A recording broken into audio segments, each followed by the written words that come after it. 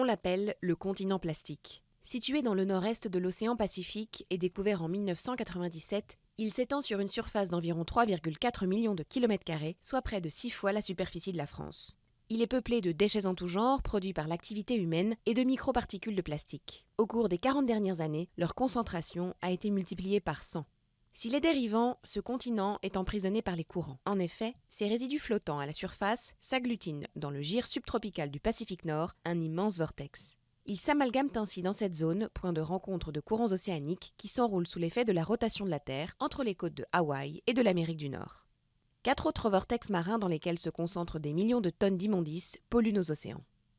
Peu émergées, mais épaisses par endroits de plusieurs dizaines de mètres, ces plaques de débris terrestres ont des conséquences écologiques parfois insoupçonnées.